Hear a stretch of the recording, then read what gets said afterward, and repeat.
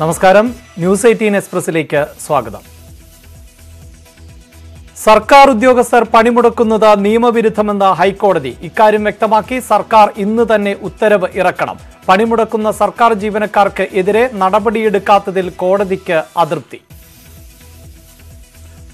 സംയുക്ത trade union പ്രഖ്യാപിച്ച 48 മണിക്കൂർ ദേശീയ പണിമുടക്ക് ആദ്യ ദിനം സംസ്ഥാനത്ത് പൂർണ്ണം. കേന്ദ്ര സർക്കാരിന്റെ തൊഴിലാളി വിരുദ്ധ നയങ്ങൾക്ക് എതിരെയാണ് പ്രതിഷേധം. പുതിയ 4 തൊഴിൽ ചട്ടങ്ങൾ പിൻവലിക്കുന്നത് അടക്കം 12 ആവശ്യങ്ങൾ ഉന്നയിച്ചാണ് പണിമുടക്ക്. 22 തൊഴിലാളി സംഘടനകളാണ് സംസ്ഥാനത്ത് പണിമുടക്കിൽ പങ്കെടുക്കുന്നത്. സംസ്ഥാനത്ത് കടകമ്പോളങ്ങൾ അടഞ്ഞുകിടക്കുകയാണ്. ഓഫീസുകളിൽ ഹാജർ നിര തീരെ കുറവാണ്.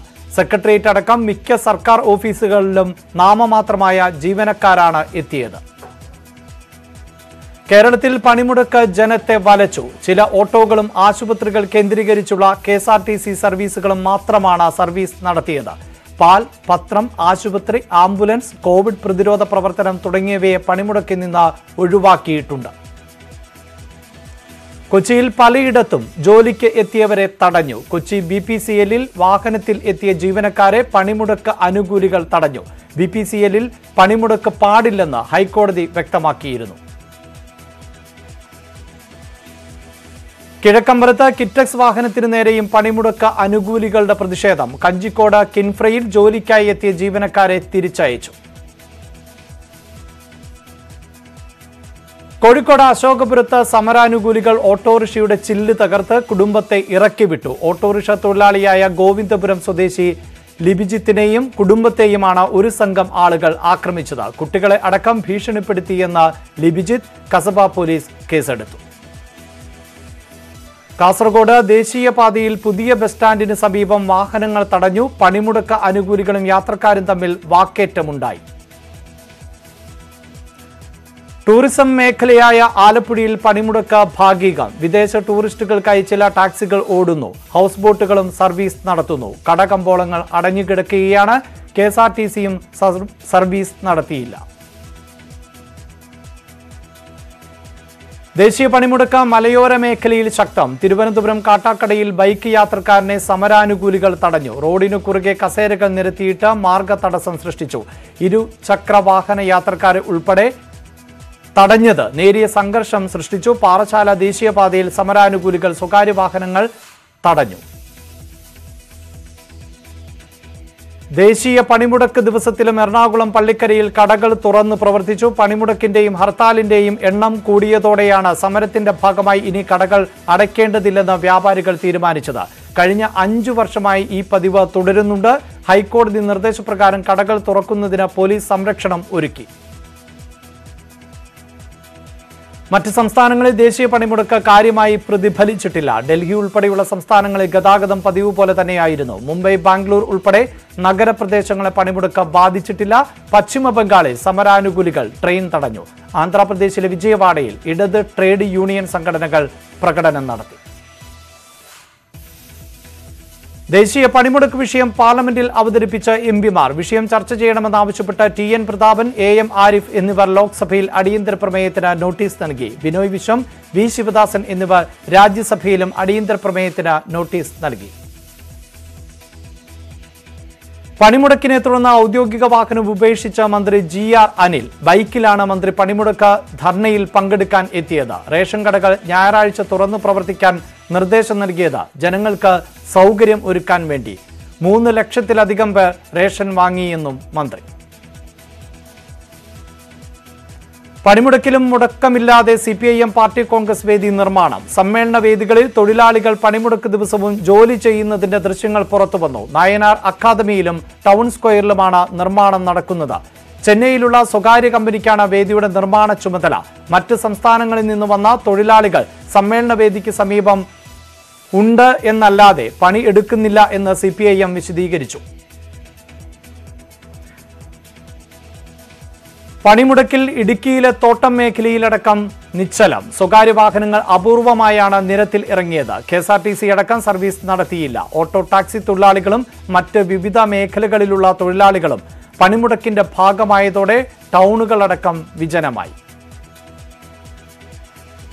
പണിമുടക്ക് ദിനത്തിൽ കണ്ണൂർ ആലക്കോട് ടൗണിൽ തുറന്ന കാനറ ബാങ്ക് സമരാനുകൂലികൾ അടപ്പിച്ചു. രാവിലെ തുറന്ന ബാങ്കിൽ മാനേജർ ഉൾപ്പെടെ 4ഓളം ജീവനക്കാർ ജോലിക്കെത്തിയിരുന്നു. ഓഡിറ്റിംഗിന് ആവശ്യമായ ക്രമീകരണങ്ങൾക്കാണ് ബാങ്ക് തുറന്നത് എന്ന് മാനേജർ പറഞ്ഞുവെങ്കിലും സമരക്കാർ സമ്മതിച്ചില്ല. വെഞ്ഞാറമൂട്ടിൽ CPIM CPI പ്രവർത്തകർ തമ്മിൽ വാക്കേറ്റം. സംയുക്ത ട്രേഡ് യൂണിയനുകൾ ആഹ്വാനം ചെയ്ത പണിമുടക്കാണെങ്കിലും വെഞ്ഞാറമൂട്ടിൽ CPIM-ഉം CPI-യും വെവ്വേറെയാണ് പ്രകടനം നടത്തിയത്. CPI-യുടെ നേതൃത്വത്തിൽ പ്രകടനം CPIM പന്തലിന് സമീപത്ത് എത്തിയപ്പോഴായിരുന്നു ഇരുവിഭാഗവും തമ്മിൽ വാക്കേറ്റമുണ്ടായത്. പോലീസ് ഇടപെട്ട് രംഗം ശാന്തമാക്കി. പണിമുടക്ക് ദിനത്തിൽ ജനങ്ങളുടെ ദുരിതം പരിഹരിക്കാൻ സർവീസ് നടത്തുമെന്ന KSRTC-യുടെ പ്രഖ്യാപനം പാഴ്വാക്കായി. ആശുപത്രി, റെയിൽവേ സ്റ്റേഷൻ, വിമാനത്താവളം തുടങ്ങി ഒരിടത്തേക്കും KSRTC സർവീസ് നടത്തിയില്ല. തിരുവനന്തപുരം RCC-യിലേക്ക് ഒരു സർവീസ് മാത്രമാണ് KSRTC നടത്തിയത്. സിൽവർ ലൈൻ പദ്ധതിയിൽ സർക്കാരിന് ആശ്വാസം. സർവേ നടപടികൾ തടയണമെന്ന ഹർജി സുപ്രീംകോടതി തള്ളി. സർവേ തുടരാം. സാമൂഹിക ആഘാത പഠനത്തിന് സർവേ നടത്തുന്നതിൽ എന്താണ് തെറ്റെന്നും കോടതി ചോദിച്ചു. ഹൈക്കോടതി ഡിവിഷൻ ബെഞ്ച് വിധി സുപ്രീംകോടതി ശരിവെച്ചു. സിൽവർ ലൈൻ പദ്ധതിക്ക് വേണ്ടി കേരയിൽ എന്നെഴുതിയ കല്ല് ഇടുന്നതിനെതിരെ ഹൈക്കോടതി. കേരയിൽ എന്ന് രേഖപ്പെടുത്തിയ കല്ലിടാൻ ഡിവിഷൻ ബെഞ്ച് എവിടെയാണ് അനുമതി നൽകിയത് എന്ന് ഹൈക്കോടതി സിംഗിൾ ബെഞ്ച് ചോദിച്ചു. കല്ലുകൾ സ്ഥാപിക്കുന്നത് തടഞ്ഞ സിംഗിൾ ബെഞ്ച് ഉത്തരവ് ഡിവിഷൻ ബെഞ്ച് റദ്ദാക്കിയിട്ടുണ്ടോ എന്നും ജസ്റ്റിസ് ദേവൻ രാമചന്ദ്രൻ ചോദിച്ചു. ജനങ്ങളെ ഭയപ്പെടുത്താതെ നിയമപ്രകാരം പദ്ധതിയുമായി മുന്നോട്ടു പോകാം. ജനങ്ങളുടെ വേദന കണ്ടില്ലെന്ന് നടിക്കാൻ കോടതിക്ക് സാധിക്കില്ലെന്നും ദേവൻ രാമചന്ദ്രൻ. വീട് കയറി സിൽവർ ലൈൻ ബോധവൽക്കരണത്തിന് എത്തിയ CPIM നേതാക്കളെ തുരത്തി നാട്ടുകാർ. പ്രതിഷേധിച്ചത് ചെങ്ങന്നൂർ പൂന്തലയിൽ. വിശദീകരണത്തിന് എത്തിയ CPIM പ്രാദേശിക നേതാക്കളെ സ്ത്രീകൾ ഉൾപ്പെടെ ഉള്ളവർ തടഞ്ഞു. ലഘുലേഖകൾ പോലും വാങ്ങാൻ തയ്യാറാകാതെ നാട്ടുകാർ. പ്രതിഷേധത്തെ തുടർന്ന് നേതാക്കൾ മടങ്ങി. നടിയെ ആക്രമിച്ച കേസിൽ ദിലീപിന്റെ ചോദ്യം ചെയ്യൽ തുടരുന്നു. രാവിലെ 11 മണിയോടെയാണ് ചോദ്യം ചെയ്യൽ ആരംഭിച്ചത്. ആലുവ പോലീസ് ക്ലബ്ബിൽ ADGP S ശ്രീജിത്തിന്റെ നേതൃത്വത്തിലാണ് ചോദ്യം ചെയ്യൽ. ഭരതനാട്യ നർത്തകി മൻസിയെ നൃത്തോത്സവത്തിൽ നിന്ന് ഒഴിവാക്കിയത് വിവാദമാകുന്നു. കൂടൽ മാണിക്യ ക്ഷേത്രത്തിലെ നൃത്തോത്സവത്തിൽ നിന്നാണ് ഒഴിവാക്കിയത്. അഹിന്ദുവായതാണ് കാരണമെന്ന് മൻസിയ FB പോസ്റ്റിൽ.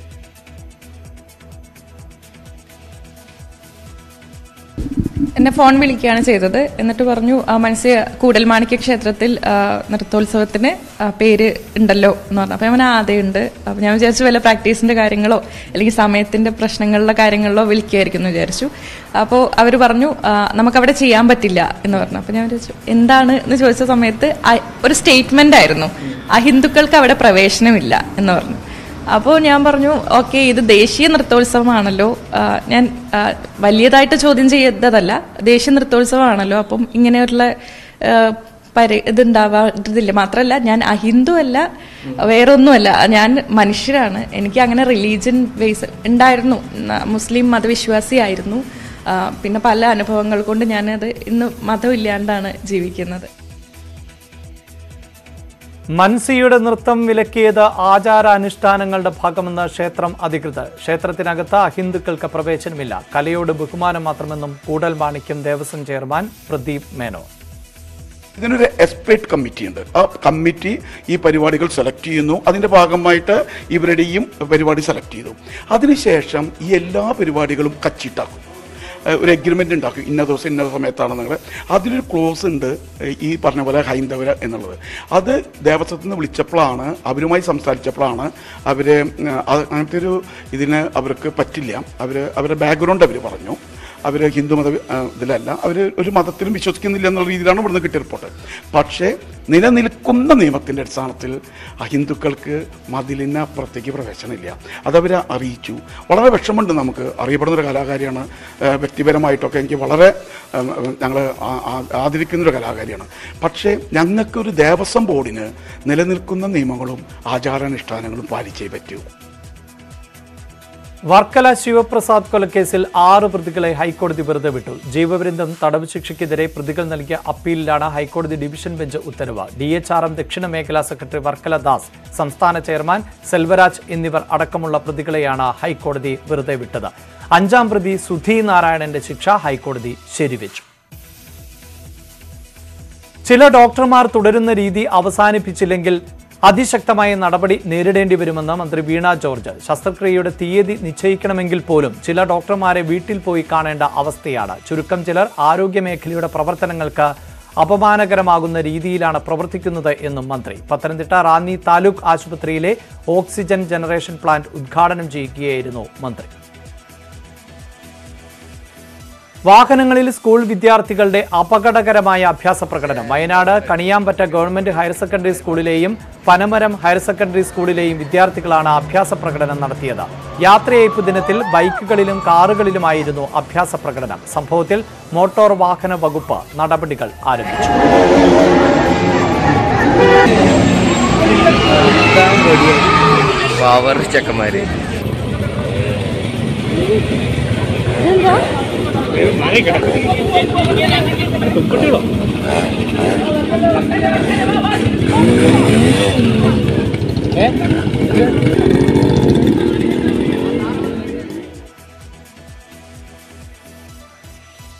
കർണാടകയിലെ ഹിജാബ് നിരോധന വിഷയത്തിൽ വ്യത്യസ്ത നിലപാടുമായി മുസ്ലിം ലീഗ് നേതാവ് സംസ്ഥാന സെക്രട്ടേറിയറ്റ് അംഗം അഡ്വക്കേറ്റ് മുഹമ്മദ് ഷായാണ് വ്യത്യസ്ത നിലപാടുമായി രംഗത്തെത്തിയത്.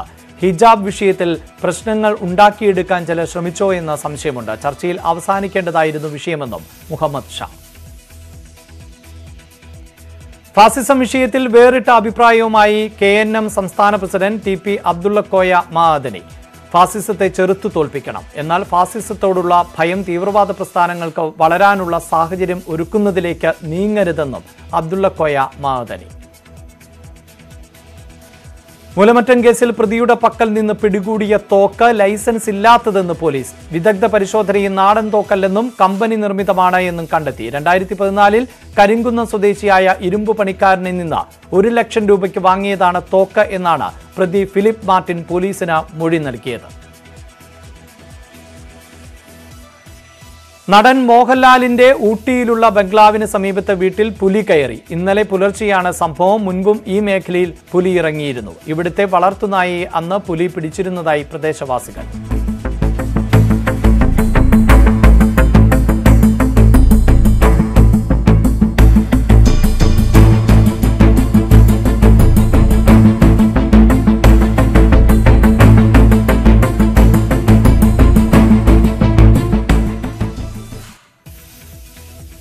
വയനാട് മേപ്പാടി കടൂരിൽ മരത്തിന് മുകളിൽ പുലി. വാഹനയാത്രക്കാരാണ് പുലിയെ കണ്ടത്. തേയിലത്തോട്ടങ്ങൾക്ക് അടുത്താണ് പുലിയെ കണ്ടതെന്ന് നാട്ടുകാർ വിവരം അറിയിച്ചതിനെ തുടർന്ന് വനം വകുപ്പ് സ്ഥലത്തെത്തി തെരച്ചിൽ തുടങ്ങി. മൂന്നാറിൽ നിർമ്മിക്കുന്ന ഹൈഡൽ പാർക്കിന് NOC നിഷേധിച്ച റവന്യൂ വകുപ്പ്. സഹകരണ ബാങ്കിന്റെ നേതൃത്വത്തിൽ NOC ഇല്ലാതെ നടത്തിയ നിർമ്മാണം ഹൈക്കോടതിയുടെ ഇടക്കാല ഉത്തരവിന്റെ ലംഘനം.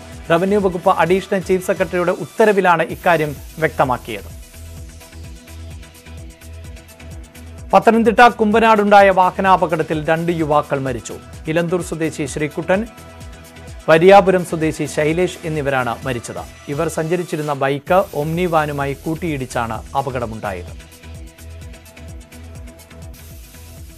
ഗോവ മുഖ്യമന്ത്രിയായി പ്രമോദ് സാവന്ത് സത്യപ്രതിജ്ഞ ചെയ്തു. പനാജിയിലെ ശ്യാമപ്രസാദ് മുഖർജി സ്റ്റേഡിയത്തിലായിരുന്നു ചടങ്ങ്. ഗവർണർ PS ശ്രീധരൻപിള്ള സത്യവാചകം ചൊല്ലിക്കൊടുത്തു. പ്രധാനമന്ത്രി നരേന്ദ്രമോദി, BJP ദേശീയ അധ്യക്ഷൻ JP നദ്ദ, BJP മുഖ്യമന്ത്രിമാർ ഉൾപ്പെടെ ഉള്ളവർ പങ്കെടുത്തു. പാകിസ്ഥാനിൽ ഇമ്രാൻഖാൻ സർക്കാരിനെതിരെയുണ്ടായ അവിശ്വാസ പ്രമേയം വൈകിട്ട് പാർലമെന്റിൽ അവതരിപ്പിക്കും. 4 മണിക്കാണ് അവിശ്വാസ പ്രമേയം ദേശീയ അസംബ്ലിയിൽ അവതരിപ്പിക്കുക. സഖ്യകക്ഷികളും ഇമ്രാന്റെ പാർട്ടിയിലെ ഏതാനും MPമാരും കൂറുമാറിയതോടെ അവിശ്വാസം പാസ്സാകുമെന്നാണ് സൂചന. തന്നെ പുറത്താക്കാൻ പ്രതിപക്ഷ പാർട്ടികൾ വിദേശ പണം ഉപയോഗിക്കുന്നുവെന്ന ഇമ്രാൻ. ആരോപണം. ഇസ്ലാമാബാദിലെ കൂറ്റൻ റാലിയിൽ സർക്കാരിനെ അസ്ഥിരപ്പെടുത്താനുള്ള ശ്രമങ്ങൾ പ്രതിപക്ഷം ആദ്യം മുതൽ നടത്തുന്നുണ്ട് എന്നും പാക് പ്രധാനമന്ത്രി.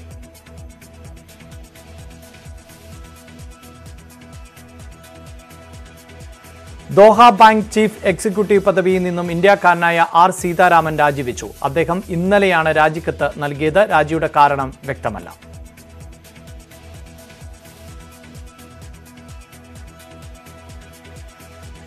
ശ്രീലങ്കയിൽ മന്ത്രിമാരുടെ ആർഭാടത്തിന് വിലക്ക്. ഇന്ധനക്ഷാമം പരിഗണിച്ച ഔദ്യോഗിക യാത്രകൾ ആകാശമാർഗം നടത്തരുത് എന്ന കർശന നിർദ്ദേശം. പ്രസിഡന്റ് ഗബോട്ട രാജപക്സെയാണ് പ്രവർത്തകർക്ക് നിർദ്ദേശം നൽകിയത്. മന്ത്രിസഭയുടെ വലിപ്പം കുറയ്ക്കണമെന്ന അഭ്യൂഹവും ശക്തം. യൂറോപ്പിൽ വെറുക്കപ്പെട്ട ചിഹ്നമായി ഇസഡ് മാറുന്നു. 2 ജർമ്മൻ സംസ്ഥാനങ്ങൾ ഇസഡിന് വിലക്ക് ഏർപ്പെടുത്തി. പൊതുസ്ഥലങ്ങളിൽ ചിഹ്നം പ്രദർശിപ്പിക്കുന്നവർക്കാണ് വിലക്ക്. വിലക്ക് ലംഘിക്കുന്നവർക്ക് 3 വർഷം തടവും പിഴയുമാണ് ശിക്ഷ. റഷ്യൻ ടാങ്കുകളും സൈനിക വാഹനങ്ങളിലും ഇസഡ് ചിഹ്നം ഉപയോഗിച്ചതോടെയാണ് റഷ്യൻ അധിനിവേശത്തോട് അനുഭാവമുള്ളവരുടെ പ്രതീകമായ ഇസഡ് ചിഹ്നം മാറിയത്. ഇന്ധനവില വീണ്ടും കൂട്ടി. പെട്രോളിന് 32 പൈസയും ഡീസലിന് 37 പൈസയുമാണ് വർദ്ധിപ്പിച്ചത്. കൊച്ചിയിൽ പെട്രോളിന് 108 രൂപ 34 പൈസയും ഡീസലിന് 95 രൂപ 5 പൈസയുമായി. കഴിഞ്ഞ 7 ദിവസത്തിനിടെ പെട്രോളിന് 4 രൂപ 32 പൈസയും ഡീസലിന് 4 രൂപ 5 പൈസയുമാണ് വർദ്ധിപ്പിച്ചത്. സ്വർണ്ണവില കുറഞ്ഞു. ഗ്രാമിന് 25 രൂപയും പവന് 200 രൂപയുമാണ് കുറഞ്ഞത്. പവന് ഇന്നലത്തെ വില 38,360 രൂപ. ഗ്രാമിന്റെ വില 4,795 രൂപ. വാസുദേവ് സനലിന്റെ പുതിയ ക്യാമ്പസ് ത്രില്ലർ ചിത്രം വരുന്നു. ഹയ എന്നാണ് ചിത്രത്തിന്റെ പേര്. തിരക്കഥ ഒരുക്കിയത് മാധ്യമപ്രവർത്തകനും എഴുത്തുകാരനുമായ മനോജ് ഭാരതിയാണ്. നിരവധി പുതുമുഖങ്ങളെ അണിനിരത്തിയാണ് ചിത്രം ഒരുങ്ങുന്നത്. സുജിത് എസ് നായർ രചനയും സംവിധാനവും നിർവഹിക്കുന്ന രാമേട്ടന്റെ 16 രാമേശ്വരം യാത്രയും എന്ന ചിത്രത്തിന്റെ ചിത്രീകരണം തുടങ്ങി. ചിത്രത്തിന്റെ പൂജ തിരുവനന്തപുരത്ത് നടന്നു. രഞ്ജി പണിക്കർ, ഇന്ദ്രൻസ്, സുരാജ് വെഞ്ഞാറമ്മൂട് എന്നിവർ പ്രധാന കഥാപാത്രങ്ങളെ അവതരിപ്പിക്കും. IPL ഇന്ന് അരങ്ങേറ്റക്കാരുടെ പോരാട്ടം. മുംബൈ വാങ്കഡെ സ്റ്റേഡിയത്തിൽ രാത്രി 7:30 നടക്കുന്ന മത്സരത്തിൽ ഗുജറാത്ത് ടൈറ്റൻസ് ലക്നൌ സൂപ്പർ ജെയിൻസിനെ നേരിടും. പഞ്ചാബ് കിങ്സിന്റെ മുൻ നായകനായ KL രാഹുലാണ് ലക്നൌ സൂപ്പർ ജെയിൻസിനെ നയിക്കുന്നത്. ആവേശ് ഖാൻ, കൃണാൽ പാണ്ഡ്യ, ദീപക് ഹൂഡ തുടങ്ങിയ ഇന്ത്യൻ താരങ്ങളും ടീമിലുണ്ട്. ഹാർദിക് പാണ്ഡ്യ ഗുജറാത്ത് ടൈറ്റൻസിന്റെ ക്യാപ്റ്റൻ എന്ന നിലയിൽ ഇന്ന് അരങ്ങേറ്റം കുറിക്കും. ശുഭ്മാൻ ഗിൽ, മുഹമ്മദ് ഷമി, രാഹുൽ തെവാത്തിയ, മാത്യു വേ, ഡേവിഡ് മില്ലർ, റാഷിദ് ഖാൻ അടക്കമുള്ളവരാണ് ടീമിലെ ശ്രദ്ധാകേന്ദ്രങ്ങൾ. ന്യൂസ് 18 എക്സ്പ്രസ് പൂർണ്ണമാകുന്നു. നമസ്കാരം.